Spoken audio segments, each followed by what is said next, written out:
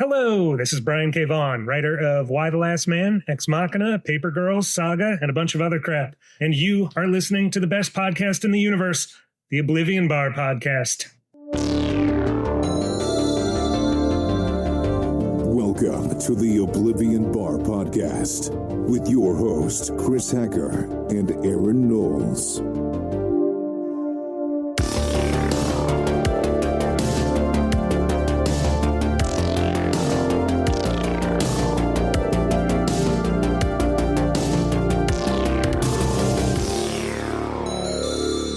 Hello, everyone, and welcome to episode 209 of the Oblivion Bar Podcast. I'm your little creepy eye monster just looking for a hole to burrow in, Chris Hacker. And joining me is the three-time Weyland-Yutani Monster Wrangler of the Month, my co-host and BFF, Aaron Knowles. Have a heart or face my fury. Okay, we're obviously going to be getting into Alien Earth during this episode of the Oblivion Bar Podcast. But Aaron, I need to ask you, before we even get into that conversation, before we get into our news and notes and all the other things we have to cover beforehand, what did you think when a live-action canon alien show made a connection to Ice Age? The immediate thought was, how much is this going to increase the viewership of Ice Age? You think folks will be returning back to the Ice Age franchise because of this? Okay. Yeah, like a nostalgic moment. Interesting. Okay. Because it doesn't get referenced a lot, you know. There's not a whole lot of reference these days, other than that character, the sloth or whatever the fuck he is. He is the most popular character. I think, and like that one's, so I think people are going to go back and be excited about it. Interesting. Also, another quick question before we get into everything. What did you think about the live action Alien franchise making connection to Peter Pan? Strong on the Disney IP train right now over there in the alien corner of 20th century. What were your thoughts on that? I'm not against it. The symbolism of how it really related to a lot of the tones and the messaging in the show. Yeah. I thought it was a really cool kind of parallel. Yeah. So I thought, I did enjoy it, and I'm excited to kind of dive deeper into those connections today. Sometimes the IP monster tickles you in the right way, Yeah, exactly. And I'm sort of thinking of Avengers Age of Ultron. Do you remember when Ultron was first sort of created? And in the background, no strings to hold me down. Yeah, they had the Pinocchio, no strings attached, or whatever the name of that song is. Got no strings on me. Yep, they do that there. I think that was a really fun, sort of subtle. Anyway, we'll get into Alien Earth here in just a moment, everybody. Before we get into that, we need to tell you all about upcoming here, New York Comic Con, on Friday the 10th at 12:45 p.m. Friday. Come hang out with us over in room. Have you heard that commercial? 03. No, which one are you talking about? It's like a commercial. It's this little girl. She's going over her schedule. She's like, I'm doing this on Thursday, and then on Friday. Sorry. So is this an older reference? No, it's not old. I haven't seen it in a little while. Sorry. Room 1C03. Go ahead, Chris. My bad. 1C03 for a live podcast recording with yours truly, Aaron and I, over here at the Oblivion Bar Podcast. I might sit this one out. The OBP boys. No, you will not. How dare you? I need you there. Here's the thing. If you're not there, I'm the straight man for a group of the other shows. Yeah. So part of our sort of charm is that I have to wrangle you in. If I don't have you to wrangle, exactly. Who am I going to, that's sort of my superpower, I guess. But again, our friends, Brad and Lisa Gullickson over at the Comic Book Couples Counseling, Bonner Milligan of the Short Box Podcast, and of course, David Harper from Sketched and Off Panel. So not only will you have a chance to see us all do a live podcast recording, Aaron and I, we always bring the goodies. That's what we do. We will have our New York Comic Con 2025 exclusive poster sticker. Exclusive by Eamon Winkle, good friend, obviously I would say a rising star in the comic book world. Again, an undiscovered genius within our medium, and I'm excited that he agreed to even do this for us. And we will not be tacky and tell you how much he charged us to do it. Just know that it was way too small of an amount. But we're excited to eventually share that with everybody there at the panel. It is an homage of the 1988 classic Silver Surfer Parable from Stan Lee and Moebius. And we'll have a variant holographic sticker for folks who show up to the panel. The only place you can get that sticker, we will not be giving that out to anyone on the Patreon or anywhere else. We are giving those out exclusively at the panel. So you have to go to that to get that. And again, Friday, October 10th, 12:45, room 1C03. come hang out with us if you're at New York Comic Con. Aaron, tell the folks how they can support the Oblivion Bar podcast. Well, if you want to support the Oblivion Bar podcast, there are a couple of ways, but there's also some free ways, some highways. Consider checking out our Patreon. For your support, you get access to so much bonus episodes each week, the grid, a behind the scenes look at how our episodes are prepared with the transcripts, Patreon polls, free stuff, t-shirts, nicknames, conversations. We love to include you guys, the Patreon, our programs, as we call it, and David. Yeah, David, like not a program. Not a program, yeah. Just a Patreon member. Not just, nobody's just anything. Anyways, but we have a great time over there. If you like this episode, the grid is this, but off the rails, man. Yeah, rated R. Biodigital Extreme jazz. with an X. Extreme. Sultan.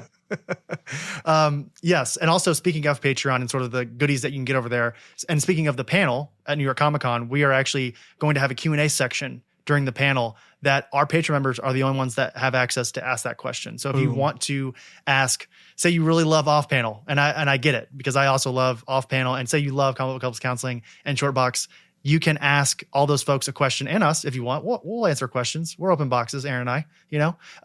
Again, patreon.com/Oblivion Bar Pod. So like an open Ziploc bag mostly. Yeah.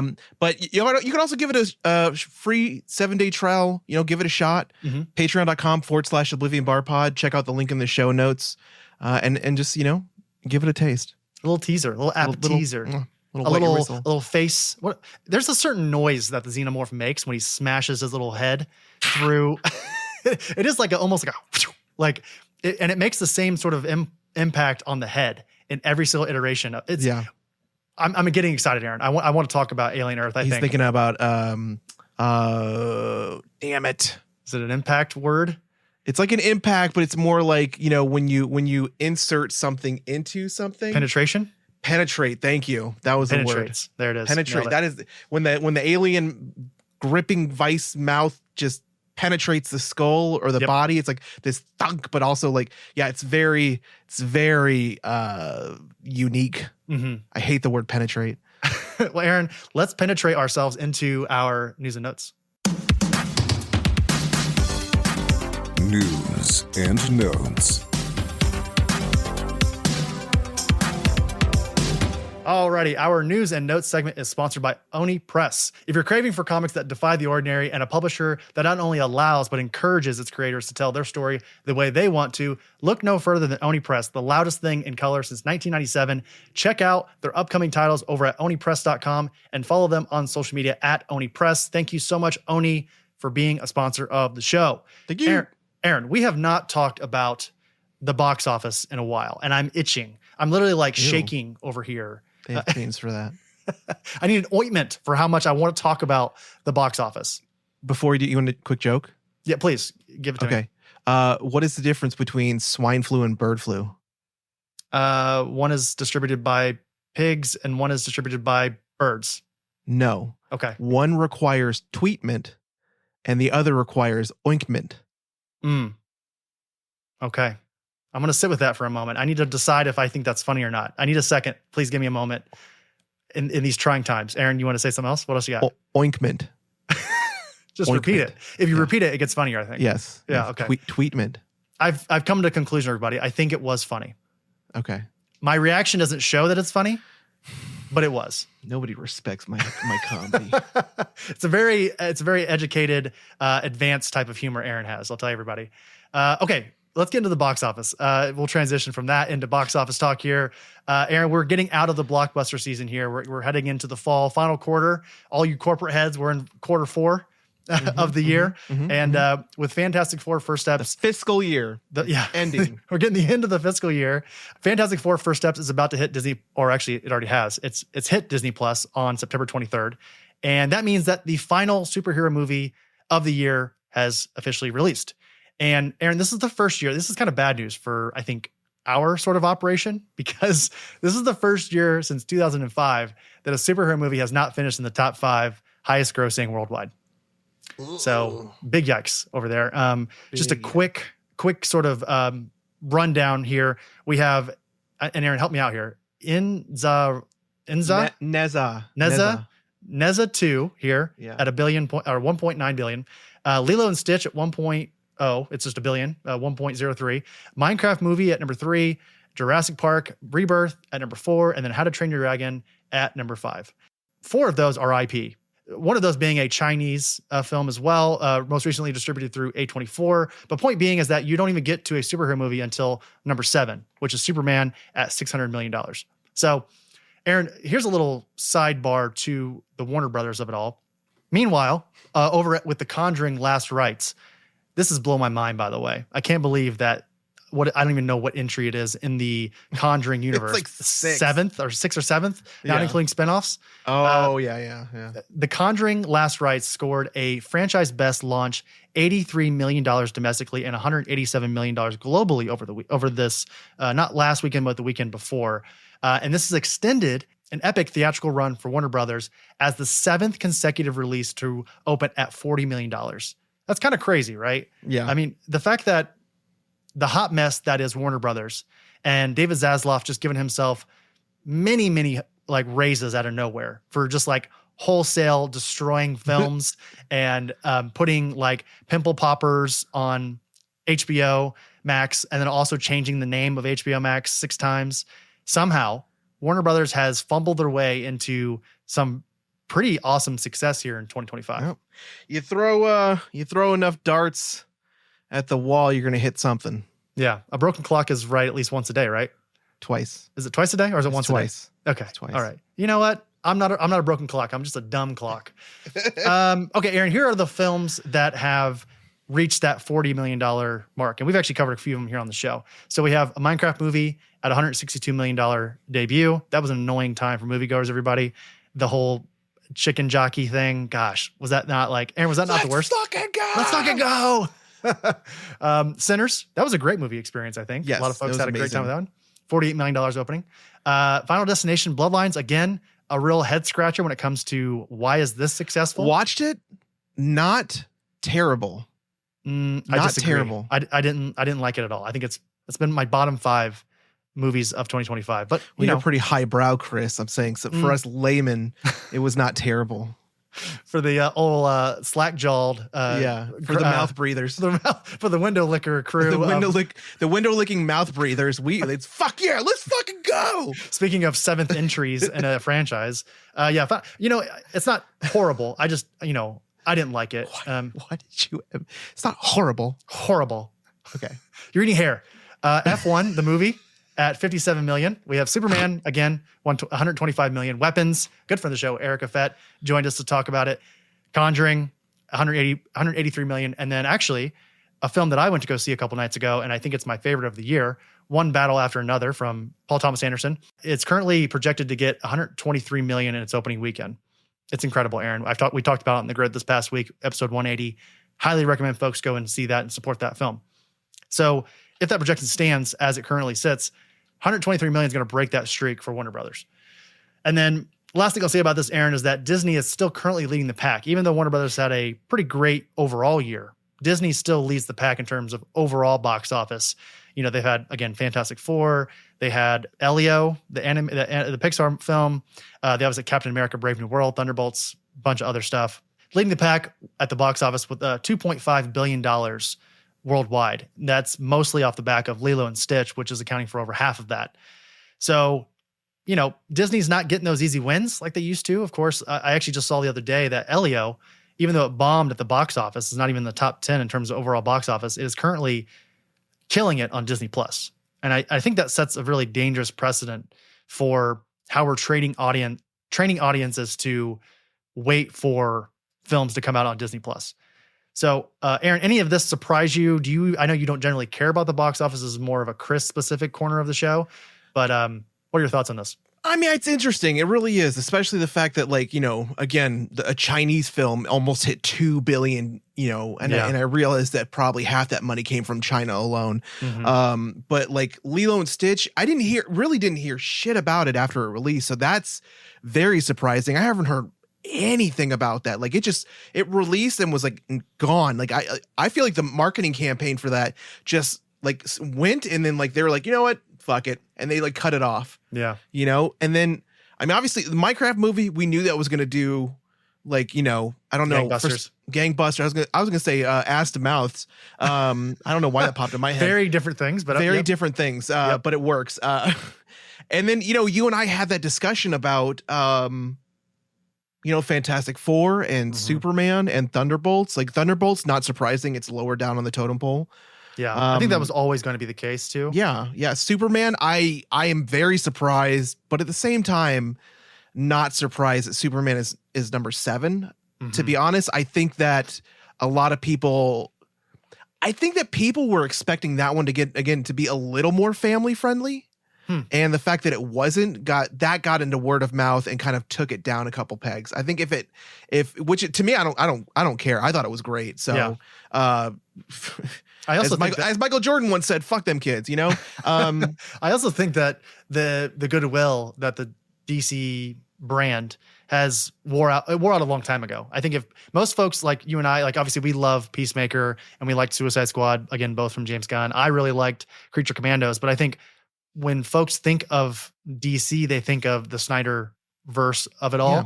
And that wasn't a lot of people's cup of tea. But this is the same discussion we've had previously. They're on very different trajectories. Yeah. DC is on its way up. We see this with Superman. MCU, Marvel on their way down. We see this with, Fantastic Four being at number 10. Captain America being at 11, fucking Thunderbolts being at 13. Like we see that downward decline. Yeah. That's kind of the order I'd say that they came out was, like reverse, but like, again, it's not showing any great value in what they're putting out. And again, I think that we're going to just see bigger and better things with DC coming, in the future with, again, how good they're doing with a lot of these, properties. Mm-hmm. Yeah, long gone are the days of Marvel putting out a average film and making $1 billion. Yeah. That goodwill that they had with audiences, I think ended probably around the time of COVID. And I think a lot of that has to do, and we've talked about it before, we don't have to spend a lot of time on this, but I think a lot of it has to do with Disney Plus and the Marvel the Marvel TV series. Because a lot of those, I would say, this is a number that I'm throwing off the top of my head, but I would say 60% of those Disney Plus shows are average to bad. Yeah. Yeah. And that I think that there's something to be said about the casual viewer and how, like, when you talk about what does an average viewer have to know to go and see a film? And I think for a long time, Marvel, the perk of it was that, like, yeah, there is this larger universe, but you could also just go and watch a Iron Man film and still enjoy it because RDJ is a charisma machine. Absolutely. And, you love Chris Evans and all the things. Yeah. Ryan Reynolds. Like I doubt we're going to get any kind. So I understand we're getting the quote unquote superhero fatigue. I don't believe in that, by the way. I don't think that's real. I don't necessarily believe in it. I believe what we're getting, and we've talked again, I keep referencing, we've talked about this before. We're getting fatigued by the mediocrity. Mm-hmm. The mediocrity of what they're putting out. However, there are these unique properties, Wolverine and Deadpool. Those are going to be your hitters. Yeah. Like the ones that they can count on and I want to say like adultify, like those are going to be your winners. We've talked about this before. Sorry, not to cut you off, but like you've said this a couple of times, and I feel like I need to like make a point here that I don't think it has anything to do with making things. They don't have to zig where DC is zagging or vice versa. No, I don't think they have to be more adult. It's a quality control thing. These movies are average and it's obvious. And this is coming from two folks, Aaron and I, who love this shit. And we will go to all of this inherently without seeing a trailer if we really have to. But like casual audiences won't do that. And again, as we said a moment ago with Elio, I think that that's not just true with animated films. That's true with movies in general, is that streaming and COVID has trained audiences to wait. If the movie is not being, Weapons is a good example of this, where Weapons made a shit ton of money, Sinners as well, because everyone was talking about how great it was. And like word of mouth is a lot more of an advantage than it used to be. Yes. That's where I'm agreeing. I don't need, like, I'm not saying that they need to raise the ratings on all of these films and do and be edgier. I'm not saying that at all. Mm-hmm. But as you said earlier, gone are the days where we're just going to shell out $20 per ticket to go see. I will not shell out another $20 and go see like a movie like Captain America Brave New World. I'm not going to go out and waste time and money to like seek out a seat for something like that. You just can't get me to do it as much as you like with the same faith that I used to. Time out. Yeah. Time out. I have to bring this up, and I don't want to call you out on the show, but if you remember when we had our conversation about Captain America Brave New World, you loved that movie. I didn't love it. I enjoyed it. Might need to check the tape on this one, because I remember you saying, I think, that you loved it. And I hated it. And I was very vocal. This is like one of the biggest rifts we've ever had in the show's history. It's like this and The Flash, where I was very against it and you loved it, and vice versa. Okay, how about this? We'll move on to the next piece of news. You do a little bit of research and you go back and you see what I rated Captain America Brave New World. Okay, yeah. Because for me, that's where the it's going to lie. I enjoyed parts of it. I don't think I loved it by far. I was, there were things like the leader, which I really enjoyed his character, kind of how they humanized him a little bit more. Anyways, I'll proceed with the news while Chris does that. All I'm saying is that these studios have work in front of them. Mm-hmm. So next up news, James Gunn is offering promising Brave and the Bold updates. So on the Two Bears, One Cave podcast, James Gunn gave a surprisingly direct tease. He said, there's a religious aspect to some of the stuff that's very uncomfortable. Should Batman have white eyes? That's a big subject of conversation. It's like, guys, that's what really matters. But those are things they care about. Should his utility belt be yellow? Should we have the yellow crest around the bat? All of that sort of stuff. None of those things are what's important to me. What matters is the character and the story. So when it comes to personal taste, Gunn has revealed that his love of Batman really clicked when he discovered the darker supernatural take from the early 70s, particularly Batman number 255 by Dennis O'Neil and Irv Novick. That era of O'Neil and Adams was game-changing for Batman because it pulled him out of the campy Silver Age and really grounded him in this gothic crime stories, while also introducing characters like Ra's al Ghul, or Ra's al Ghul, however you want to pronounce it, and his daughter Talia. Mm-hmm. So this comes off the news that the Flash director Andy Muschietti has left the project.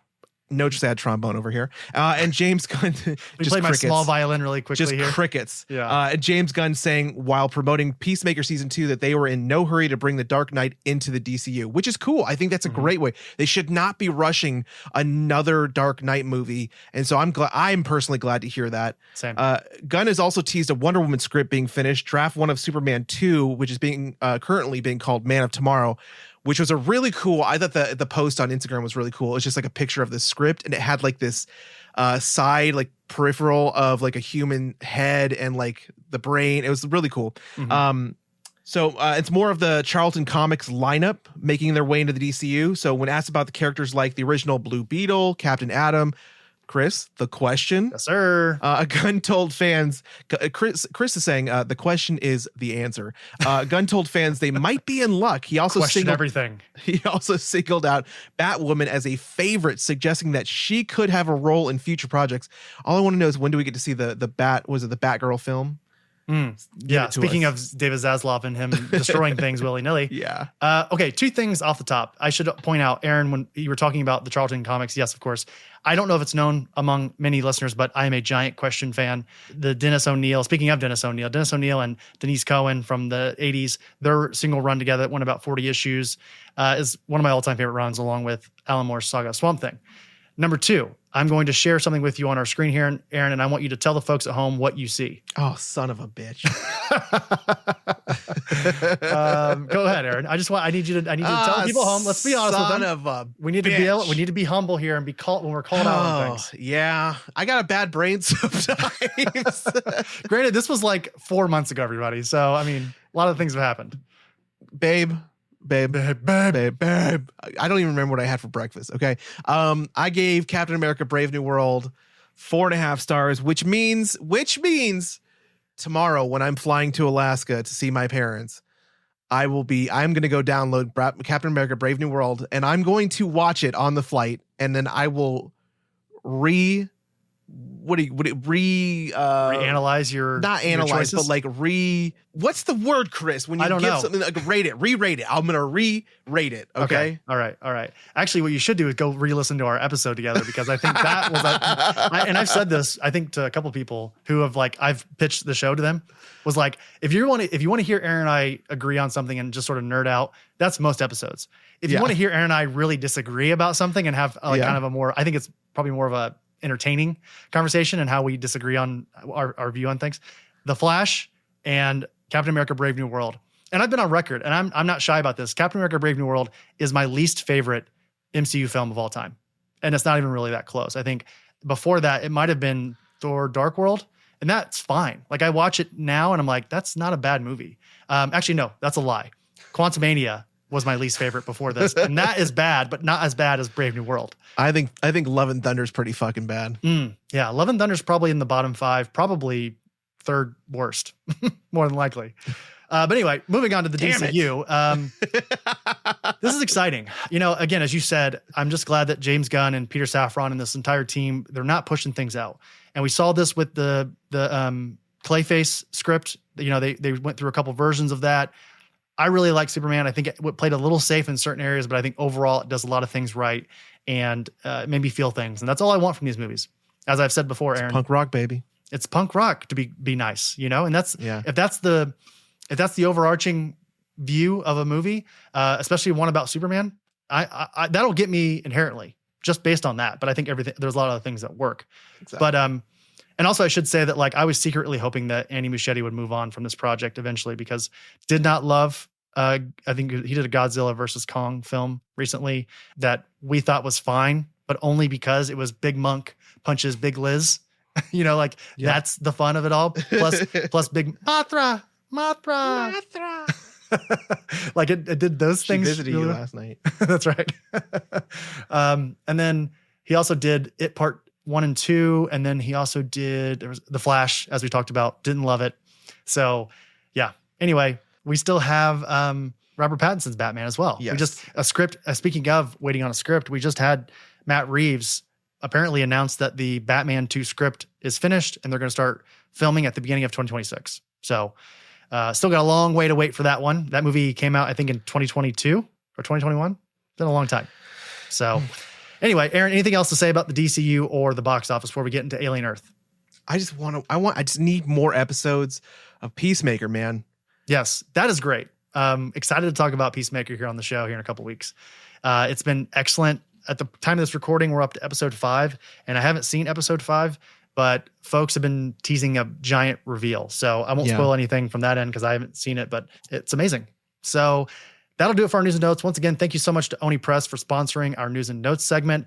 Let's get into our review of Alien Earth. I'm excited to hear Aaron's thoughts on this series because he is obviously the subject matter expert when it comes to all things xenomorphs and Yautja. And is there a particular name for the RoboCop? Is there a model that he goes by? Ooh, I mean, there's the Ed 209. Ed 209s, which is not, that's not, you know, those are big monsters, or big robots, right? It's Big Row. Big Rows. I don't remember what his was. Fuck, now I need to designate it while you play some theme music. All right, well, here we go. But while Aaron looks that up, we're going to do a quick break, and then we'll get into our review of Alien Earth.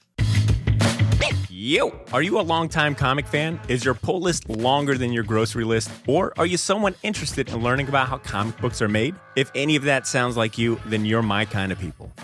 I'm Botter Milligan, and I host a Short Box, a comic book talk show. It's one of the longest-running weekly comic book podcasts, and it's the best way to feel like you're hanging out in your local comic shop without ever leaving the house. Join me in the Short Box Nation every Wednesday for news, reviews, and interviews about comic culture and comic books with the people who put their blood, sweat, and tears into making them. The Short Box Podcast is available now wherever you get your podcasts. Main topic.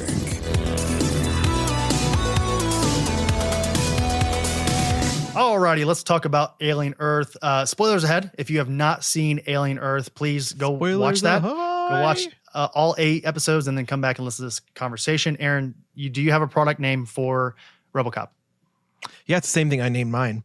Unit 001. 001. Oh yeah, I guess that makes sense, right? Because he's the first of his kind. Yeah. Interesting. All right.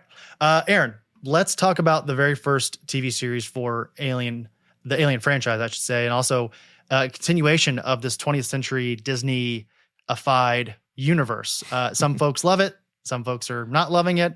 I'm curious to hear your thoughts because as I said there a moment ago, you are a giant fan of Predator, Alien, a lot of the 20th century stuff from the 70s and 80s. So, initial thoughts on Alien Earth. Wow. Just wow. Like, I think they did an incredible job on it. Wow. Okay. You want to elaborate on that at all in terms of like what you really loved about it, or? You said initial thoughts. Okay. I know. Okay. I know. I want you to expand a little bit. Just all right. You want me to expand a little? Okay. No, like visually amazing, gorgeous. Story wise, I mean, what a way to broaden. And it's not even a finite universe. Like we already know. So it's already the Ridley Scott universe is already well known that in canon, it includes the Blade Runner universe. It includes obviously Predator. It includes, the Alien series. I think it actually might include Die Hard. I did not know that. I did not know that. Regardless, like for a fact, like this is already a very large universe. It's a very spread out property. And I'm just the fact that they managed to do it in a television show and make it this intense is so amazing. Like as an Alien fan, I am pumped for the future of this type of anything Alien, Xenomorph, whatever. Let me ask you before I get into my initial thoughts. Did you watch it weekly or did you, because I know you watched like the last couple episodes leading up to this review, but did you ever at any point like tune in for it? No, I tried sitting down and watching the first episode. And then I think I got distracted or I had to work or something. I couldn't finish the first episode. So I got like 30 minutes in. I'm just like, this is good. I can't wait to pick it back up. And I honestly didn't because I had just too much going on. But I could see this being one that I, much like I'm doing with Peacemaker, like I would want more episodes. I already want a season 2. Like I know it hasn't been confirmed, which is sad because there's so many other properties out there that get confirmed like season 2 and 3 before, the current season is even over yet. Yeah. So I want a season 2, but even if they didn't, again, it's a very finite, it's so good. They just were able to expand in such a way. Okay. All right. Well, I hope I'm not going to disappoint you with this response, but I think that it is fine. You hate good things. You are a fun killer, a hater of beautiful things. This is not true. Olivia, not true. Run. No. Because Olivia actually watched the first 2 episodes with me, and she was actually the one that was like, I don't want to watch this anymore. And she like I continued on after she left. Yeah. And here's the thing. I agree with you. I think this is an excellent looking show. I think it's acted really well. I think that the expansion of this universe is something that folks really want, including myself and obviously including you as well.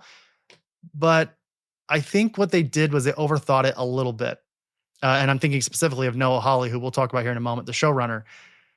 What I think this show is trying to press on, which is I think what, Ridley Scott and James Cameron both did with the first 2 films and so on, is that Aliens at its core is about class, right? It's about folks doing a thing because they just want to live a normal life, because late stage, the original late stage capitalism sort of horror story, not the original, but one of the originals, I'll say. What are you about? I would like you to continue. I would like you to finish, and then I have a response. Okay. Sir, I have a response. You got to ding your little red bell so you know that. So okay. Here's the thing. I think it's slow. I think that the best episode is episode 2 and episode 5. Episode 2 being we get sort of that rundown between the brother and sister team, which is Wendy and the ship in a bottle episode. Yeah. Yeah, pretty much. Yeah. And also like they interrupt that party with a xenomorph in the background and all the things. Yeah. And then episode 5, where we get basically, it's like a contained alien movie into one episode where we get a look at the team that, and I'm spacing his name right now. Morrow? Morrow. Yeah. Yeah. The Magnot, I think, is the name of the ship that he's on. Yeah. Maginot, thank you. Sorry, Maginot. It shows basically the ship that he was on, and it sort of ends at the beginning of the first episode. So it kind of brings us back around. That's the ship in a bottle episode. Yes. Yeah. Okay. Sorry. So episode 2 is not the one I was thinking of. I was thinking of the one where the xenomorph is basically chasing who is it? Joe. Joe and her his brother. team. Yeah. Yeah. I think that is episode 2. Yes. So anyway, point being is that I don't hate this. I think I was more bored than annoyed. And that's, in some ways, I feel like that's almost worse because I love the Alien franchise. I don't love it as much as you do, but I do really, really enjoy it. And I just wanted them to do more xenomorphing, you know, like it's right there. Just do more of that.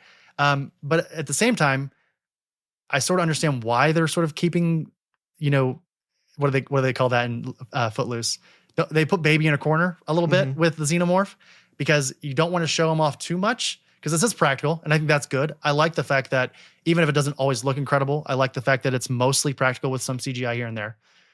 But I guess I'll hand it off to you, Aaron, because I feel like I've been talking a lot here, but I think my main problem is that they made a mistake. Noah Hawley and crew made a mistake by framing this show and centering the show on the synthetics and that whole crew and the five, you know, mainly two companies, but sort of the five companies that sort of run the world at that time. Yeah. So I'm going to argue, I'm not going to argue a whole lot of it because I 100% agree episode 5 and episode 2, 2 being above number 5 or maybe even equal because they're very different, but also obviously very much obviously in the same show. So, but things happen. Things happen. Yes. Yeah. Definitely my 2 favorite episodes. Absolutely loved number 2 simply because it did have that wow factor. It had the good time xenomorph episode. And then the ship in the bottle episode where we get the background on Morrow. We find out about the saboteur. We got a saboteur among us. Yes. And we actually get to see so one thing that's always been really, really cool about the Alien series is that whenever anybody's tried to remove a face hugger from a victim, from a host, they usually cut it a little bit. They're like, oh, acid blood. Oh no. And then they stop. Nobody ever fucking kept going. And in this show, we finally see the consequences of when you keep going. And that's one thing that the show did absolutely amazing was the sheer brutality at every level. And I'm going to transition now from saying that the brutality at every level to back to your original point of this being about classism. And I don't necessarily think that is the case. I'm going to disagree with that classism being it. To me, what the Aliens franchise has always been about is who is the monster? Who is the biggest monster in the room? And is it Weyland-Yutani? Is it the synthetic? Is it the android? Is it the xenomorph? Or is it the humans? So, and that's what this show did so well, was it really framed it and by adding in the hybrids, by adding in the different creatures, by adding in, we had a chance throughout these episodes to really dive into who is the biggest and baddest monster in the universe, because who's the top of the food chain. Yeah, because there's always a bigger fish. And that's the thing is there's always a creature. They even talk about it in the show. They even talk about how, when man became when we raised ourselves up and became the peak of the food chain, we didn't understand that there's still something bigger and badder out there. We just hadn't found it yet. And so now, for years in the Alien franchise, we always thought that the aliens were the biggest. Even we thought the Predators could barely stand up to the aliens. Now we know that there are some bigger, maybe not bigger, but there's some badder fucking motherfuckers out there in the universe. And it is cool. And so we look at, and it's so funny that his name is, oh God, now I'm forgetting names. Hold on. I know we're going to get into it, but Cavalier, Boy Cavalier, because he's a monster. The security team, they're monsters. Each of the creatures, but they're not monsters because they were monsters. They're monsters because they were captured and brought to a place that they didn't understand. Yeah. So there's a lot more layers to this than just classism, but there is that class. There's always been that classism level. What do you have to do to earn a living? Do you have to sell your soul? Do you have to sell the years of your life and travel 65 years in space like Morrow did, and everybody else around you is dead? Yeah. There is classism. I think that's best illustrated again with Boy Cavalier, is that like the only reason he is able to do what he does in this series is because he has so much fucking money. Like if he didn't have all that money and apparently a pair of shoes, he would not be able to do anything. Like he's smart, but a lot of these characters in this show, actually, I almost lied there. I think one of my other big problems with this show, and I think this is best illustrated in episode 5, but I think overall, and I think the Lost Boys have a little bit of an excuse because they're kids inside, like even though they're adults synthetically, they're kids inside. Every character in the show, besides Morrow and besides Timothy Oliphant's character, who I'm spacing right now, it is Kirsch. Kirsch, yeah. Every other character is a dumb idiot. They're all dumb. And it really bothers me because, and again, I think this is best shown in episode 5, that whole, because, and I think what it comes down to, and this sort of brings it back around to the classism of it all, is that in a dystopian universe, in a distant future, and I think we're seeing this, and again, I don't want to get political here on the show, everybody, but what do they want? What do corporations want? What does capitalism want? They want people to be sick and stupid. And then they can do whatever they want to you. They can manipulate you. They can use you as pawns, all the things. And then we see that, I think, in the first Alien, like even the ship that they're on, the Nostromo, is a big piece of shit. Like they are all doing that. They're doing that mission because they have to. And then Aliens is about grunts. It's about people on the front line having to do this thing for a faceless corporation. And it's one of those things that I just think that's sort of in my mind. And again, I totally agree what you're saying here in terms of like, it's not just classism, but to me, that's always a central pillar with an Alien show. And I like the thought and I like the idea. What I see, if they're going to do something like what they did here with Noah Hawley and crew, and again, we'll talk about it more as we get into the review, but what I would have liked to have seen with Noah Hawley and sort of the expansion of this universe, maybe this is wishful thinking, but again, we get this mention of 5 giant corporations sort of ruling this world. I would have liked to see maybe like a Game of Thrones style of show where it's multiple pockets of characters. You've got 5 to 7 characters over here. You've got 5 to 7 characters over in Weyland-Yutani. We've got 5 to 7 characters over at Prodigy. We've got 5 to 7 characters, or 3 to 5 characters inside this ship/tower from episode 1. And we just kind of bounce each episode. We spend 15 to 20 minutes with each of those characters and get to know them until at the very end, they all come together for a thing, in the same way that Game of Thrones often did. Again, maybe that's wishful thinking. And I know not every show could be Game of Thrones. I get that. Well, you also have to look at the matter, the source material, right? Mm-hmm. So I know that you have them there with you. I've read them as well. So there has already been a lot of Alien Earth Hive. There's been comics, there's been books. One of my favorite books of the Alien book series, the novels, was one called Berserk, which is where I thought this show was going to go.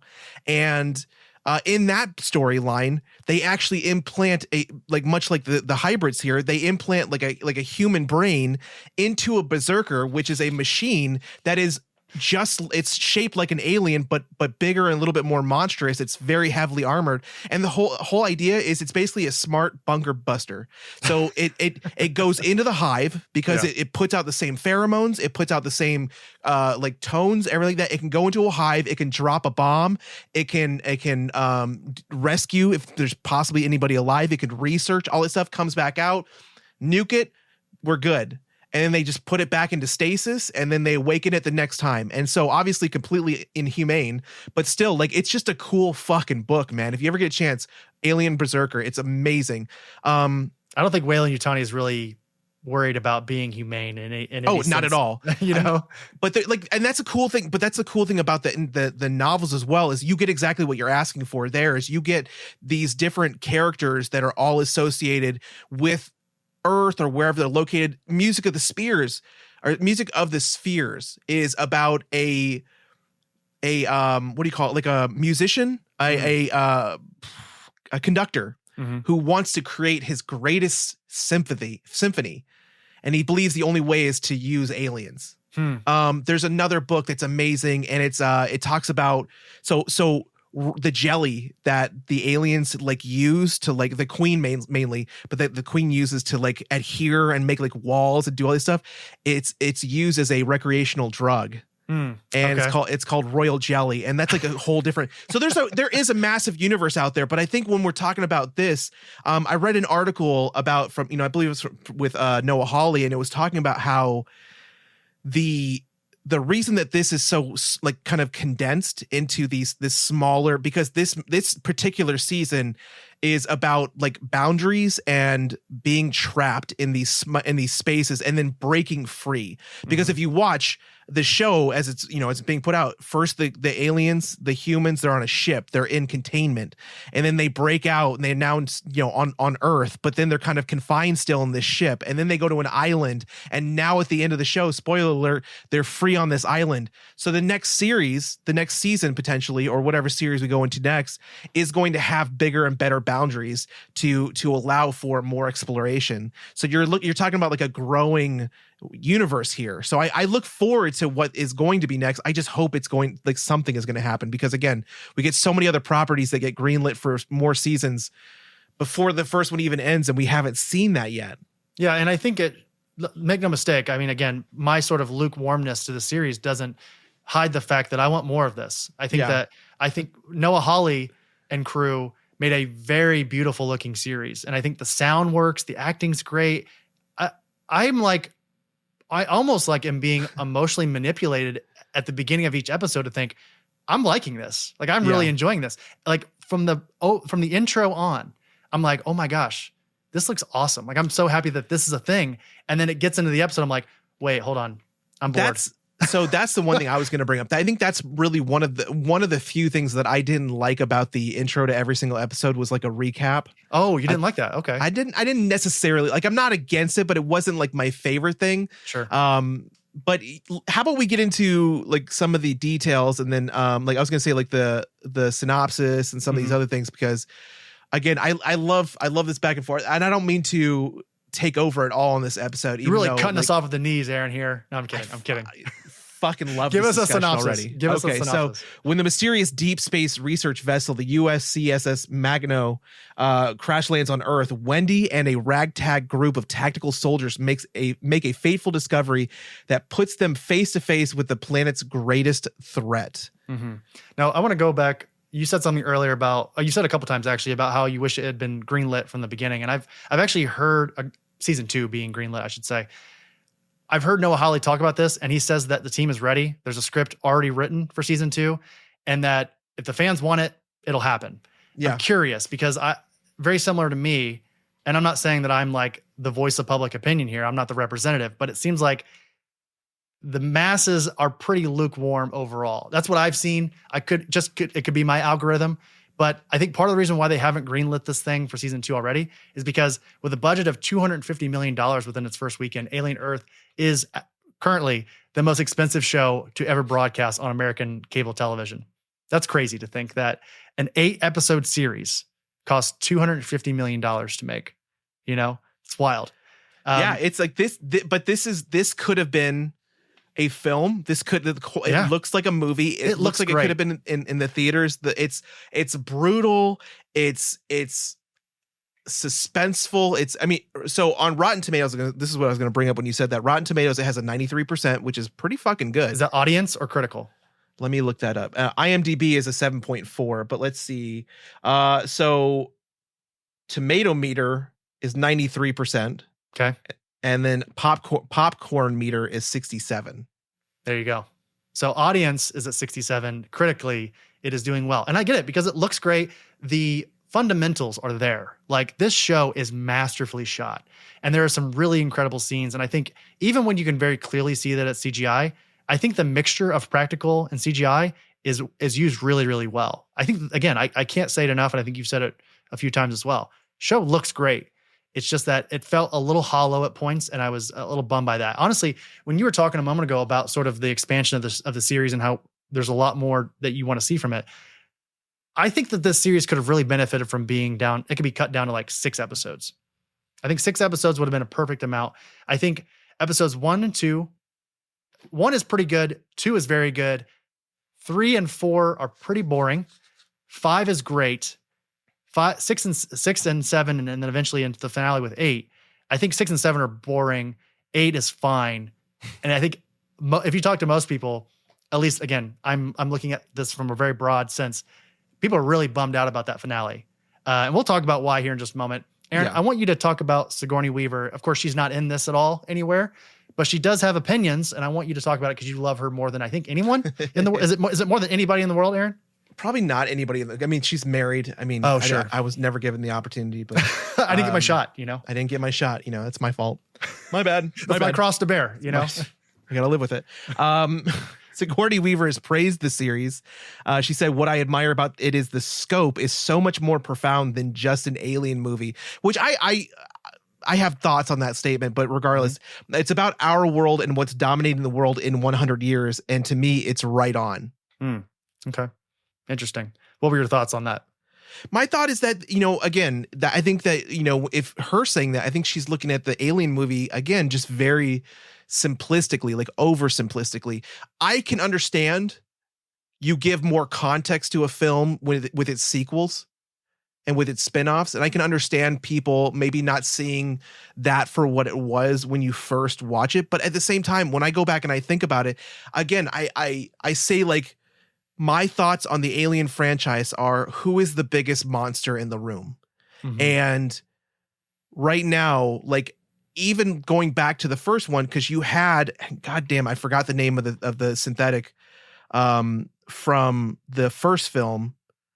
And, Bishop? Bishop is Aliens. Okay. Oh man, I want to say David is in Prometheus and Alien Covenant. Yep. You've got Bishop and Aliens, and then you have Paul. Ash. It's Ash. Dang it. Yeah. So again, in the first Alien film, you don't suspect Ash being evil. You just anticipate him being an android, but he is really evil. But that's also because of the orders given to him through the mother, program, which controls the ship, which is at the end of the day controlled by programming and orders from Weyland-Yutani. Acknowledge. Yeah. So you're going to have multiple iterations, multiple levels of who is the monster, who is the biggest monster. Because then obviously you add in, the xenomorph. But then if we look at so we'll take episode 5, for instance. Episode 5, we think that, again, Morrow is the biggest villain, but we also know that the aliens are, that the creatures are loose on board. But if you remember from back in the first episode, there's that creepy Asian dude that's just like standing over the women. And that right there is a telltale sign that we're asking, who is the biggest monster in the room? Because however many years in the future, 100 years in the future, now you still have a predatory creeper on a ship. Why was he chosen to be there? Why is he allowed to act like that? He's part of the crew. He should be put into captivity or something. But like, that's the thing, is we always have to wonder who is the biggest monster in the room. And again, I think that Sigourney Weaver's look at the original one in this statement is too simplistic. Well, I'll go back to what I said earlier, is that when Weyland-Yutani is putting these crews together to do a thing, whatever that thing might be, they are picking, folks that It's intentional. Yeah, it's people that have a lot to lose and a lot to gain, and they're willing to do some pretty morally ambiguous things. Like, they're playing chess, man, while the humans are playing checkers. And I loved how you put that the five big corporations they're doing we're already seeing it right now. They're dumbing down the population in order to maintain control, and that's going to keep happening. Yeah. Let's get into the timeline here. So Alien Earth takes place during 2120, excuse me, 100 years after the pandemic. The centurieth anniversary of the pandemic. Yay. 2 years. This is 2 years before the Alien, the first film from 1979, in 2122. 17 years before Alien Isolation, the video game. Did you ever play that, Aaron? Alien Isolation? Yes. I've heard it's amazing. That stars Ripley's daughter, who now works for Weyland-Yutani and is like trying to find a way to go find her mom. So I've heard it's amazing, and I know we got a couple sort of hints at the next film that we see 22 years before Alien Earth, which is Alien Romulus. We see a couple winks and nods to the video game. I think that's something that why am I spacing his name? Who's the director? Ridley Scott? No, of Alien Romulus. 1 second. Oh, Fede Alvarez? Fede Alvarez, yeah, thank you. I think that's something that Fede Alvarez has done really well, not just with Alien, but also with the Evil Dead franchise, where he will basically take small little tidbits from multiple factions within a fandom and sort of integrate it into whatever remake he's making at the time in a very, like, I think, subtle way. This takes place 59 years before Aliens. The second, Aaron, let me ask real quick, and we might talk about this later, but Alien or Aliens? Two very different films. Got to pick. Which one? Obviously, Aliens. It's an easy to sort. Game over, man. Game over, man. Game over. Oh my gosh, this is tough. I'm gonna say Alien. I'm wearing an Alien shirt right now. Yeah, it's tough though. Those are both. Imagine a franchise having two of the greatest movies in completely separate genres. Alien, one of the greatest horror films of all time. Aliens, one of the greatest action films of all time. It's crazy. And then 261 years before Alien Resurrection from 1997. Now, showrunner Noah Hawley has mentioned that the events of Prometheus, year 2093, and Alien Covenant, year 2104, are going to be largely ignored. I'm guessing that's them saying they're doing like the James Gunn thing. They're like, if it's not mentioned going forward, it's not canon, which makes things really fucking confusing. You know? So, by the way, I know this is a weird, not even a fucking segue, man. This is just a weird, like, offshoot of a conversation. So we were talking about how, do you remember we were talking about Superman and how James Gunn and some of these people were saying what was going to be canon from before, like Suicide Squad, etc. Yeah. So they said everything that happens in Peacemaker season 2 is like that. It will be brought up if it's canon. So in Peacemaker season 2, they actually bring up fighting a giant starfish. And so that means that Suicide Squad was canon. Yeah. Starro is, and Suicide Squad is canon, but certain parts of Peacemaker season 1 are not canon. Yeah. That's what I'm talking about. That's how fucking annoying this canon stuff is. Because I think we've talked Star about Wars is the same way. Yeah. It's one of those things where, like, canon should be written in a pencil, not in a marker. So we shouldn't get so worked up about it if things aren't canon and all that stuff. But, like, when you're messing with a franchise like Alien, and I think Predator sort of falls into the same category, is like, we kind of need to, if we're talking about years and if we're referencing things from Alien Resurrection, then Resurrection should be canon. You can't pick and choose things, you know, because, like, Romulus, for instance, is canon and we're getting engineers, but yet Prometheus is not canon. You know what I mean? That's what I'm talking. It's kind of weird. Anyway, Aaron, go on and talk about Noah Hawley here. Let's see. So Hawley is best known for creating, writing, and often directing for FX. They did Fargo 2114 to 2024, which I saw the movie, never saw the show. And then Legion, which I wanted to see, 2017 to 2019. That's the one that's like a Marvel, like, it's X-Men property. Mm-hmm. Yeah. It's about Professor X's son, Legion, who basically has multiple, and I don't think this is the correct term anymore, but basically multiple personalities. And depending on which personality he's currently living in, whichever consciousness is in control, it comes with a whole set of powers and all types of shit. What is it called? Dissociative identity, or no? What is it? It's like DID. DID. Yeah, basically. Keep on there. And then Hawley confirmed that if Alien Earth is a hit, he sees a day, perhaps several seasons down the road, when its events might directly connect to the events of Alien. That makes sense, right? I mean, again, this only takes place, what is this, 2 years before Alien? So definitely. And it's interesting. I'm kind of curious if we're seeing all these different versions of synthetic folks, and we'll talk about that here in just a moment. We of course have this, I'll just talk about it now. Cyborgs, these are cybernetically enhanced humans. We have synthetics or synths, artificially intelligent beings, so fully mechanized. And then we have synthetics being downloaded with a human consciousness. That's a hybrid. So now, not to be confused with, I'm saying cybernetically enhanced, like cyborgs. Cyborgs can still be almost completely human with a human brain.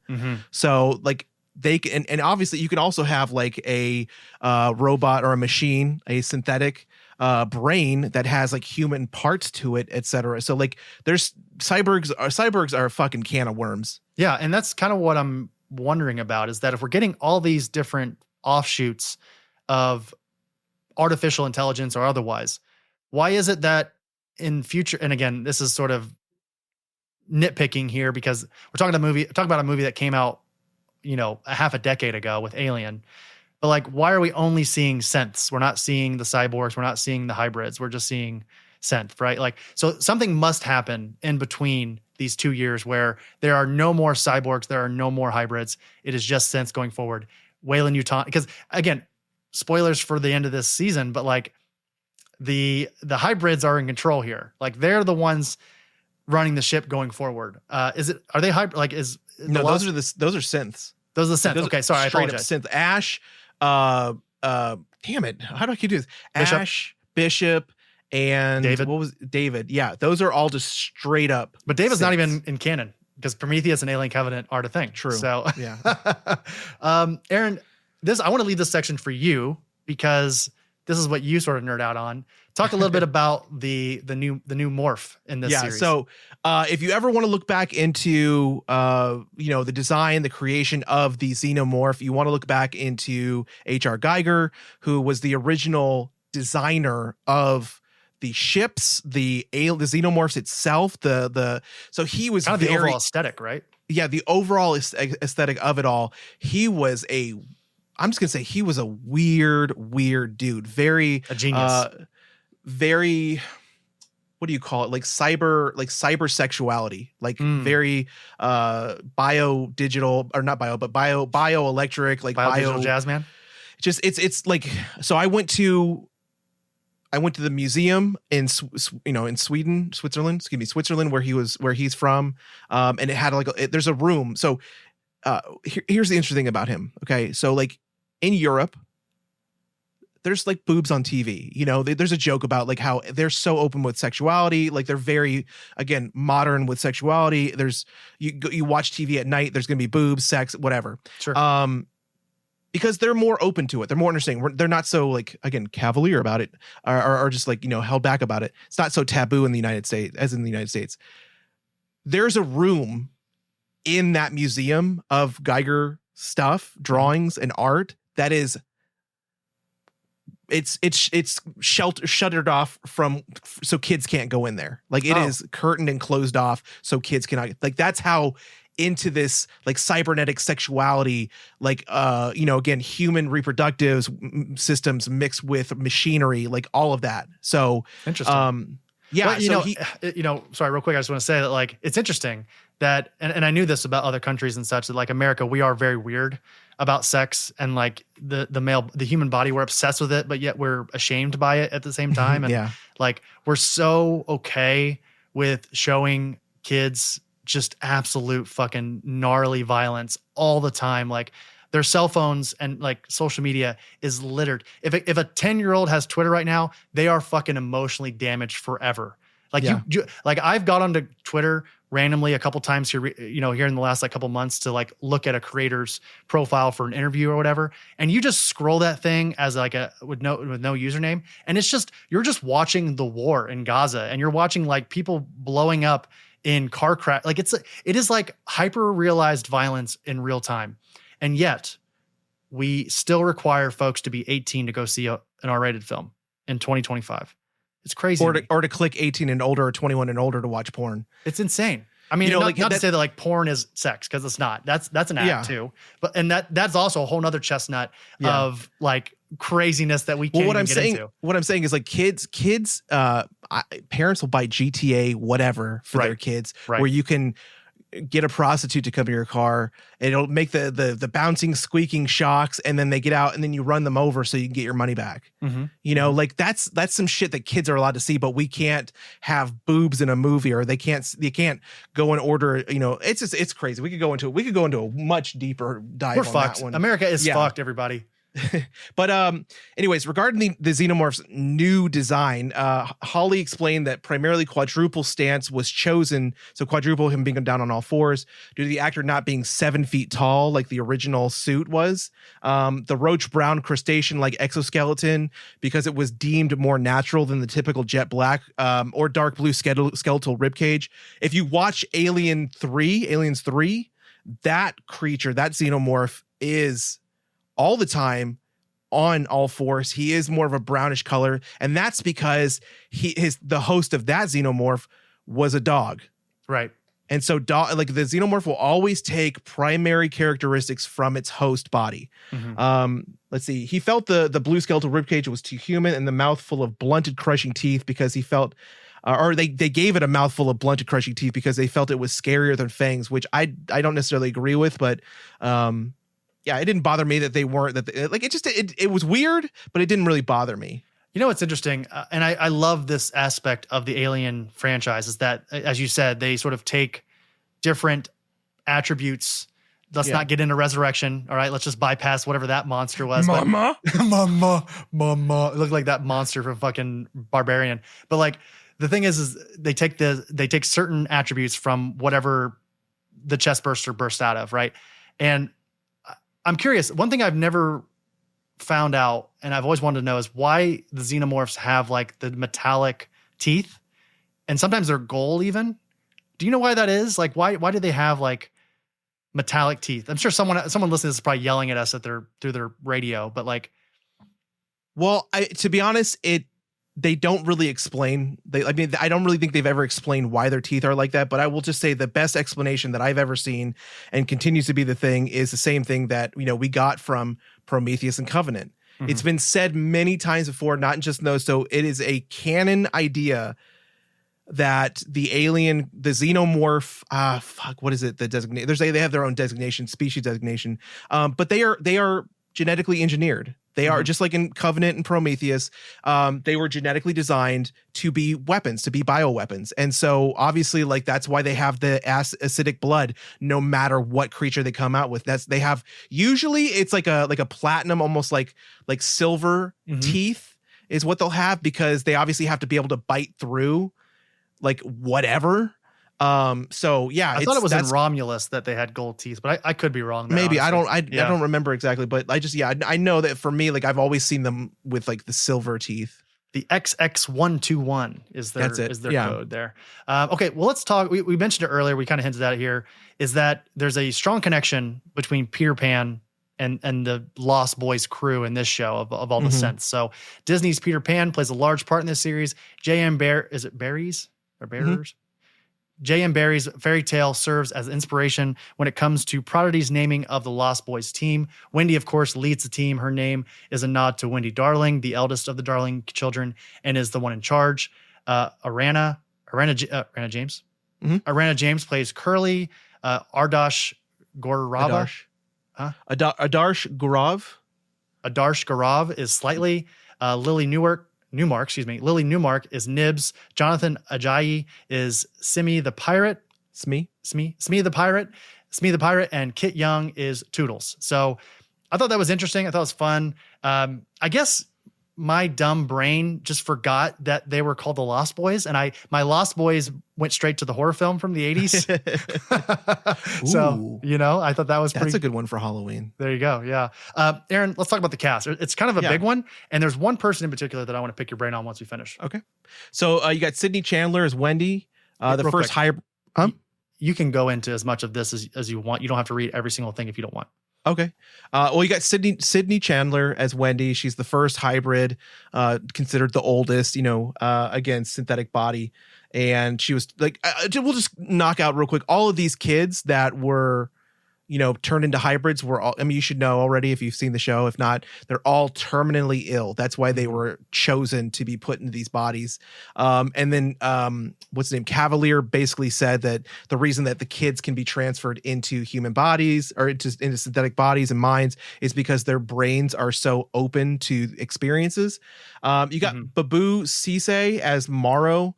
He's basically the head of security on the Magno, and he's a cyborg. He's got synthetic parts, and we see that with his wrist knife and his cool hands. And here's the odd thing: is his brain partially synthetic? Because at one point he hooks up these wires and he downloads from the ship into his brain. So I thought that there's got to be more to him than just his arm, in my opinion. Yeah, he's also able to go toe to toe with Kirsch. With Kirsch, yep. Yeah. You got Alex Lothar as Joe Hermit, who is Wendy's brother, or Marcy. He's a medic for Prodigy, and he wanted to go to medical school, but face my wrath. He's too poor. S.E. Davis is Dame Sylvia, an employee of the Prodigy Corporation, basically kind of like a mother figure to the Lost Boys. Samuel Blanken, or as I like to call him, Elliot Page. Wide eye make tippy toes. Yeah. As Boy Cavalier, CEO of Prodigy Corporation, the world's not Samuel Blanken. Joe. I'm thinking Joe. Joe looks like Elliot Page. Adarsh Gaurav as Slightly, again another hybrid. Let's see. Arana James is Curly. Lily Newmark, Curly, both hybrids. Jonathan Ajayi is Smee, hybrid. David Risdell as Arthur Sylvia, and that's basically another scientist on the team, who's kind of caring but also more of a scientist. He just wants to stick to protocols. Again, one of those characters where like, is he a monster? Is he a good guy? Because he's kind of concerned, but is he more concerned about the science than he is the children? He's complicit, and complicity complicity in a situation like that is you're at fault as well. So. Yes.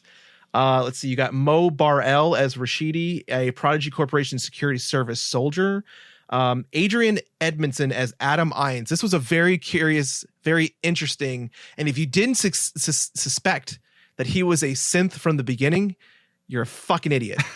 I'm just kidding. But because there's several shots that show like these synth faces that are on the wall, and one of them looks almost exactly like him. Yeah. So that to me was like a nod early on.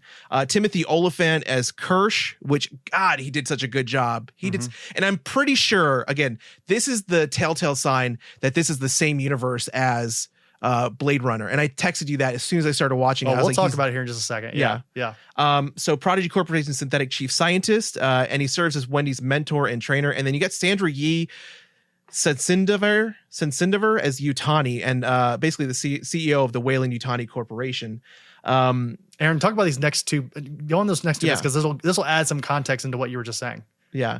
So Timothy Oliphant actually turned down the role of Hal Jordan, which thank God I cannot see him as Hal Jordan. I kind of like it. I kind of like I can see it a little bit. Sure. I love Nathan Fillion as Hal Jordan. He's not Hal Jordan. He is. Oh no, sorry, no, not Hal Jordan. God, I'm getting that mixed up with from Superman. Never mind. Wait, isn't Hal Jordan black? You're thinking of Guy Gardner, first of all. Guy Gardner. Hal Jordan is white. You're thinking of John Stewart. John Stewart, okay. Yeah. He was also in the Lanterns film coming up and he's being played by Aaron Pierce. Yeah, sorry. Show. Lanterns show. Yeah. I need to start reading some more about Lanterns.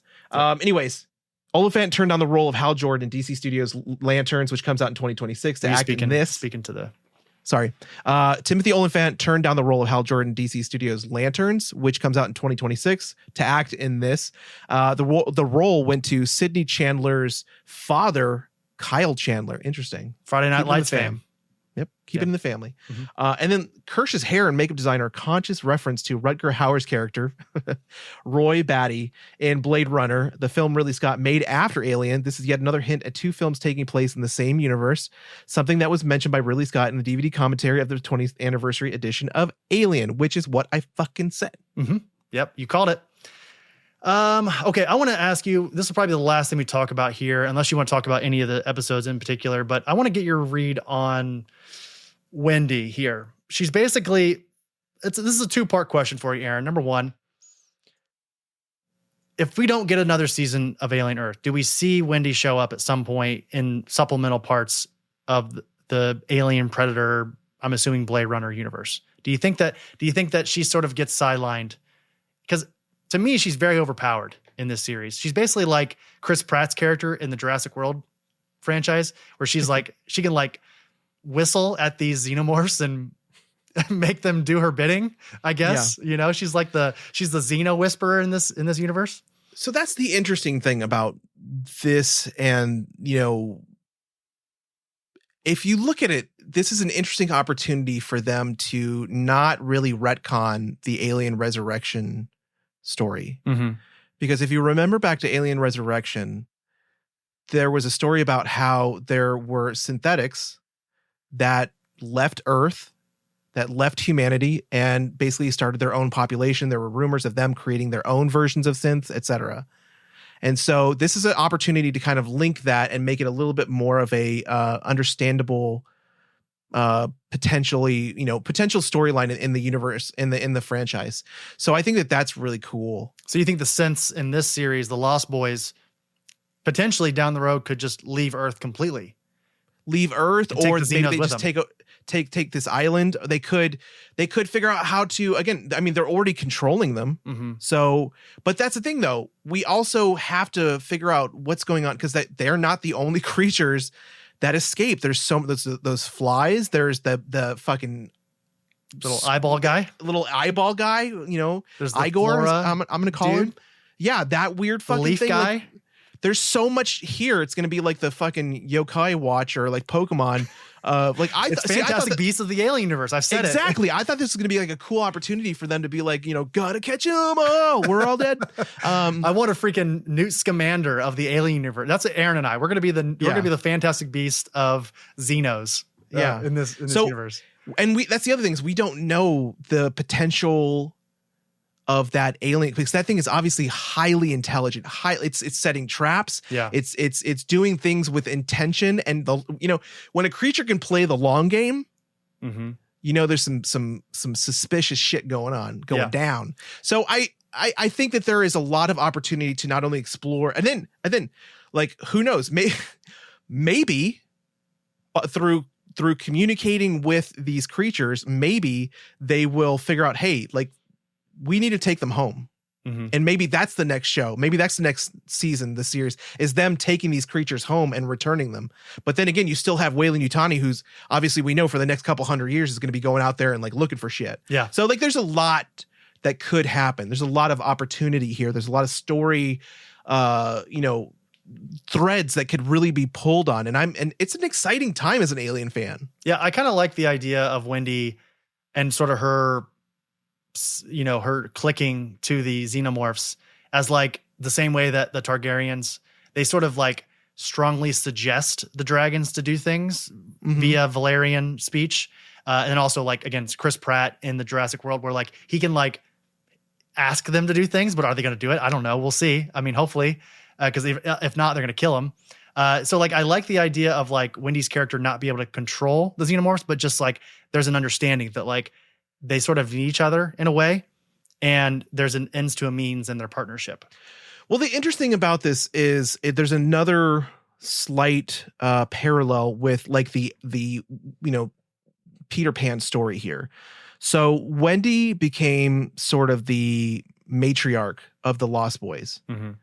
And the Lost Boys were obviously like misfits. They all didn't have a home. They didn't have parents, or they couldn't remember them, because that's one thing that they don't really cover in a lot of the movies, is that in Neverland, when you're there for long enough, you start to forget your parents. You start to forget the world itself. Mm-hmm.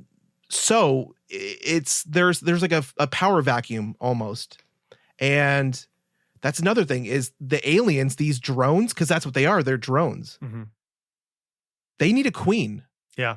So she is now essentially their fostered like queen in this situation, because without them, they're just going to go buck wild. And we see that in all the ships, and all the, the aliens films. But when there's a queen, they do things very controlled, because queens are highly intelligent as well. Yeah. So there's a lot, there's a lot to unpack. There's a lot of possibilities, and what could potentially go through with her becoming the, quote unquote queen for this drone. Because there's two, I think. There should have been two. Yeah. There should have been two that are alive. Mm-hmm. So now she's got the two baby of one. them. There's a baby one hanging out in the laboratory with that militia crew. I think it's the Weyland-Yutani army crew at the end of the episode 8, and he's just like locked in a room. Whereas the full-fledged, fully grown brown one is Wendy's little pet. And that's the cool thing. Also, so the xenomorphs are like ants. There's different versions, and there's different colors of them, and they fight like ants. So like different hives will go to war. Like there's like several books where they talk about these, like they go to the actual home world, like a home world of like aliens, where there's like multiple hives, and they go to war, and it's pretty crazy. If I really put my nerd pants on and like I want just like the most batshit crazy. Because I think one of my other big problems with the series is that it's super self-serious. There are like some sort of, comedic attempts, but it's all dry and everything is like, it's just like a human walks into a room with a synthetic looking at a wall, and the synthetic turns around and says, "What am I?" And the human goes, "I don't know. What are you?" And then they contemplate it for a second, and then the scene ends. That's how I like a meat popsicle. That's the way I sort of like think of like the intrigue and sort of the depth of the series. It's really serious. Here's what I want. Season 2 happens. It's only 6 episodes. It's all about getting the island back from the synthetics, and I'm assuming more xenomorphs down the road. And then like all the synthetics get like their own xenomorph. Like they all get like different colors, and they have names, and like they have ribbons on their neck, so they know which one is which. And so you're talking about How to Train Your Alien? Welcome to Berg. Everybody gets an alien. That's what I want. And then like Weyland-Yutani and the rest of the Prodigy Corporation, and then like the folks who are in the prison are trying to fight their way out. And at the very end of the series, the synthetics win. Everyone dies except for like a couple of the synths and their xenomorphs. And then a ship shows up, and you find out that it's some Yautja, and they're there to hunt. And that takes us into season 3. And it's just full on Alien versus Predator. Well, that's the interesting thing, because in the Predator Badlands, we're going to actually see predators working alongside a synth. Yeah. Yeah. That's what I want. So this could be the connecting tissue. Mm-hmm. Yeah, because we have Ellie Fanning. She's a synth in that series, and that's just a straight up connection of Alien and Predator. So, all right, that'll do it for our review of Alien Earth. Again, I think we've talked it to death here. Aaron, let's just go ahead and do our rating. Again, out of 5 DVD whiners, as we do when we rate anything here on the show, it'll be out of 5 DVD whiners. What are you going to give Alien Earth? I'm going to give it a 4. 4 to 5. All right. I'm going to give Alien Earth a 2.5. Oof. I think it's right below recommending. I think if you're an Alien fan, of course you're watching this. You don't need our conversation to decide that. But I think if you're not an Alien fan, I don't know if I would recommend it. You know, cut me real deep. Sorry. I mean, the thing is like we talked about like Romulus, and we talked about apologize. Killer of Killers. I've heard a couple people they've reached out to us and talked about our review of Killer of Killers. They're like, "Wow, you guys are really hard on that." And I was like, "Yeah, we kind of were, but like I think we both liked it." You know? Yeah. I thought we were a lot more gentle with this one. Yeah. That's the fun thing, though, is like you can be critical of something and still really enjoy it. I think that's the fun of these discussions, because for me, like, again, I'm critical. The more of a fan I am of something, the more right I have to be critical, I believe. Sure. Yeah. You know, like I want to make sure that if they're going to release something that's been around for longer than I've been alive, and I fucking love it. And I can't even show you how big the comics section in my short boxes are of just comics from the Alien or Predator or Alien versus whatever. Mm-hmm. You know, like I love what these properties are, and I think that makes me even more required to look at it through like a telescope or a magnifying glass. Sure. Okay, last thing we'll say before we get into Aaron's Arcade. I want to ask you, say someone is trying to get into Alien or Predator even. Well, let's just stick with Alien. Just Alien. What is a property, whether post or pre-Disney merger, what's one thing you would like pitch to someone and go, "Hey, if you want to know why the Alien franchise is cool," and this could even be like Alien 79 or Aliens, or it doesn't matter. Any Alien property, comic, movie, television, whatever. What would you recommend folks to check out? I mean, honestly, I always say it really depends on what your style of film is. If you're looking for something a little bit more horror related, obviously go, 79 Alien. Mm-hmm. If you're looking for fun action, and you want like intro into the Ridley Scott of it all. Get away from me, obviously, bitch. Get away from me. They mostly come at night, mostly. Go to Aliens, or go back to the original Predator. Mm-hmm. If you're looking for Predator something, is my favorite action film of all time. If you want something a little bit more modern, that's very fucking cool.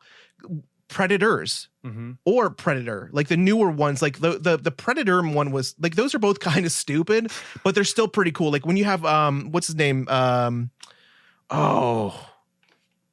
Shane Black?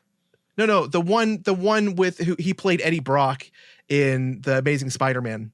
Topher Grace. Topher Grace. You talk about Predator, yeah. Predator. Yeah. So that's what I'm saying. Predator, that one's interesting because that's your first real like look at the predators like taking humans to a place like to like a game zone and like hunting them. And that's fucking cool. You know, like there's so many options here, and it's like you could these, and if you just want strict sci-fi, go Blade Runner. Yeah. Well, give me one alien property. Just like what's a thing you love from the Alien franchise that like you love and you just love recommending to people? I would say like any of the Aliens novels. Again, Alien Berserker, Alien Earth Hive. Let's say I have all the S.D. Perry books right here. I love recommending those to folks. The old Dark Horse books. Yeah. I like how you have 3 of them. I like you say all of them. I have the 3 that I've read. Yeah. There's one other one that just called Aliens that I have. Yeah. Has nothing to do with the movie. It's just called Aliens. But anyway, one day I'm going to take a picture of all of the Aliens novels that I have. And you're going to be like, oh my God, it's such a fun. Like I have, like, I'm not kidding. I used to, my parents, they would rent an RV, like every once in a while we go on a road trip. And that's what I would take with me. I'd have my mom take me to like Barnes and Noble or wherever, because I didn't know about used bookstores back then.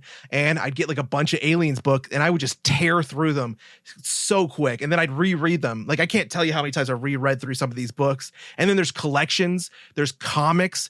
If you're a comic reader and you want to read something cool with Aliens versus Superman, or Aliens versus Judge Dredd, you know, Aliens versus Batman, Aliens versus Superman is one of the most badass comic storylines I've ever seen, especially in the penultimate issue where, like, I'm just going to tell you this, fucking Superman, he is away from Earth. So there's no yellow sun. So he's just a regular fucking dude. And guess what happens when a regular fucking dude gets a face hugger on him? That's right. He gets impregnated. He gets penetrated and impregnated. And there's like this cool fucking scene with Superman and this chest burster about to fucking just rip out of him. It's insane. It's so good. Okay. I will say those are all good choices. Obviously, Alien, I think, is maybe my first choice that I would tell people to just start from the beginning. But Alien versus Avengers that came out last year from Marvel yes. is very good. It's by Jonathan Hickman and Asad Ribic, of course, the team from Secret Wars and a bunch of other stuff over at Marvel. It's awesome. And it's basically, it's just like, if you love comics and you love the Alien franchise, it's fan fiction. I'll be honest with you. Like it's just like what would happen, you know, if David was coming after the Avengers. It totally is. That's such a great way to describe it. Like these two are clearly fans of Alien, and it's written so well. Yeah. It's like totally a what if story, and it's written so well and so cool, and the art is insanely good. Yeah. So that is a great suggestion, Chris. Okay, that'll do it for our review of Alien Earth. Let's get into my favorite segment of the show that we haven't done in a while. Let's get into Aaron's Arcade. It's time for Aaron's Arcade. What's going on? Welcome to Aaron's Arcade, where I'm going to give you just a little brief look into what I've been playing recently. And Destiny, I tried playing it on the platforms, not the platforms, the what do you call them? Consoles? Fucking consoles, thank you. And good God, that was confusing as shit. Yeah. There's so many DLCs. At some point, just make it all free. But you know what? If you wanted to try those and you didn't ever want to pay like $200 for like every single iteration and DLC, guess what? You can play Destiny Rising, which is free on your mobile device. Hashtag not a sponsor. It's on Apple and, you know, Google, Android, whatever you got.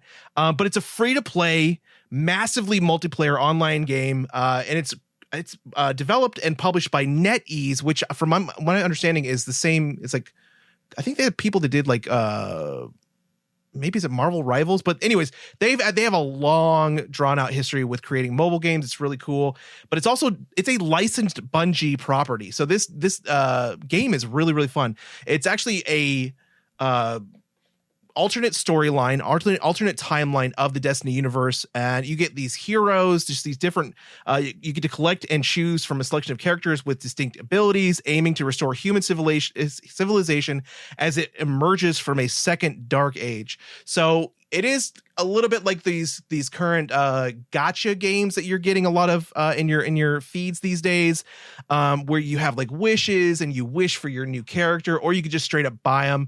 Again, this game is still fun as hell, free to play. I don't want to pay anything. I don't want to give them any money, but I'm having a hell of a time playing it. There's also a cool card game that's like a mini part of this. And that's, I've noticed a lot of mobile games are doing that, especially the gacha ones. But this one is really fun, really involved. It's a little confusing simply because you have to raise your level in order to play like some of the NPCs around the maps. But other than that, again, the game is really easy to get into. It's really fun. There's a whole mentorship program for people that don't know much about it. And yeah, I think it's just really user friendly. So go give it a check and let me know what you think. Feel free to report back here and be like, Aaron, it's a stupid idea. Or Aaron, I loved it, but it was still a stupid idea because I wasted all my money. But just let me know. I will say NetEase, yeah, they were the ones behind Marvel Rivals as well. Yeah. So obviously they know how to make a good game because people are going insane. I thought Marvel Rivals was going to crash and burn, but people are loving it. So people are going gaga for Marvel Rivals. Going gaga, mostly because of the plot. Yeah, the plot being Emma Frost's thighs. Yes, and Squirrel Girl. That's weird too. She's a teenager, people. She's a teenager. It's weird. Not built like one. Anyways, go check it out. Destiny Rising, again, on any device. And if you have, again, I'd love to hear your feedback on it. Feel free to look me up in the game as well. All right. Now to my favorite part of the show, Chris's Corner. It's time for Chris's Corner.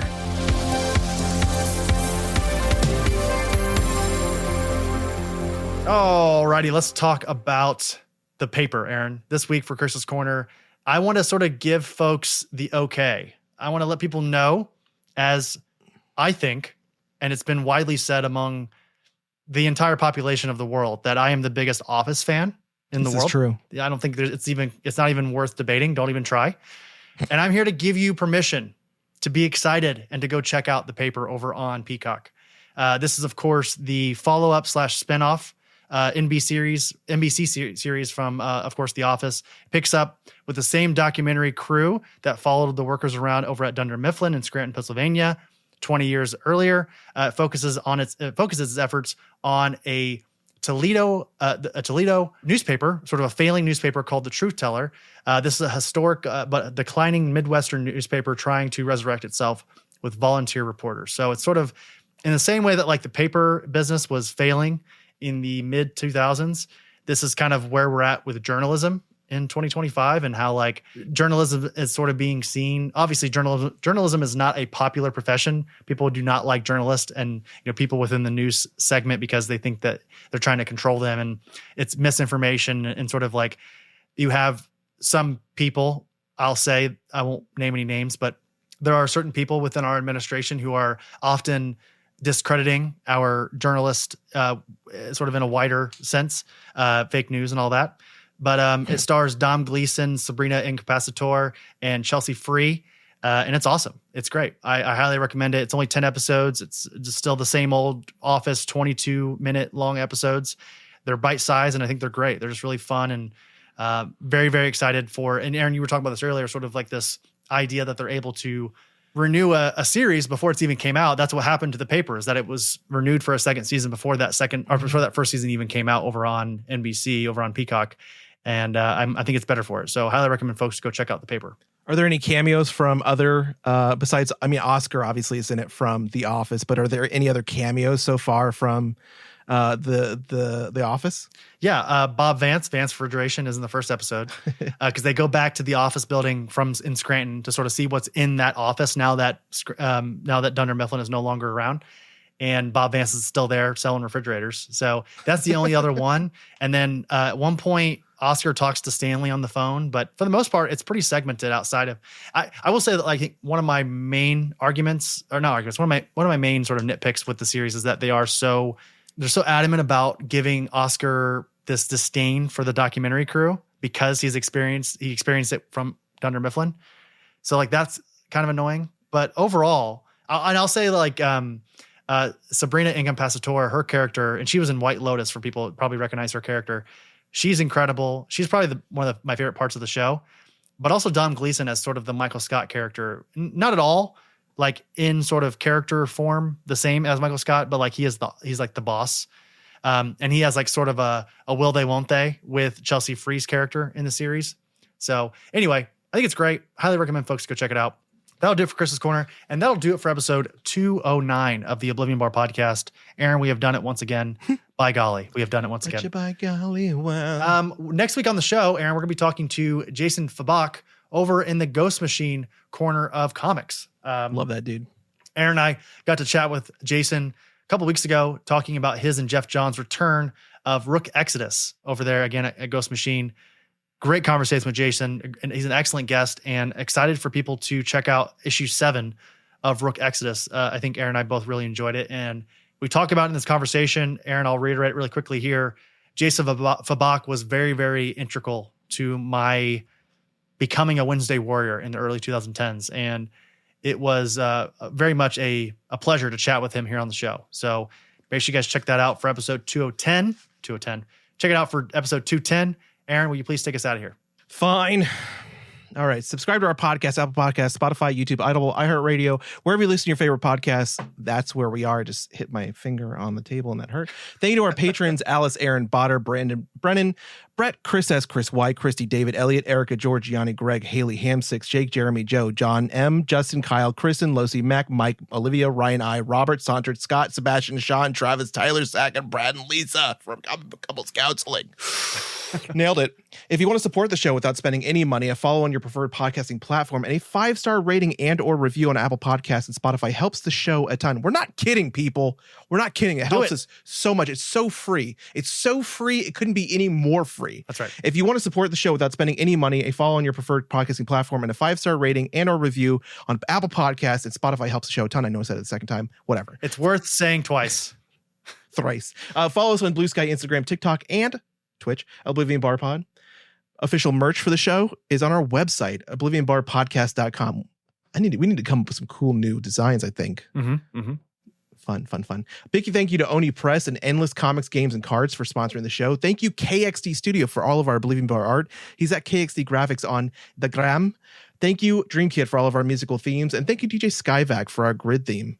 Do not forget to tip your bartenders 20% or more, or an alien with tentacles and one eye and a kaleidoscope-looking vision will pop out your eye and then take its place and then walk you around like a meat puppet. Yeah, he'll penetrate your eye hole and then control your brain. Stop using that word. Thank you for letting us penetrate your ears today, everybody, for episode 209.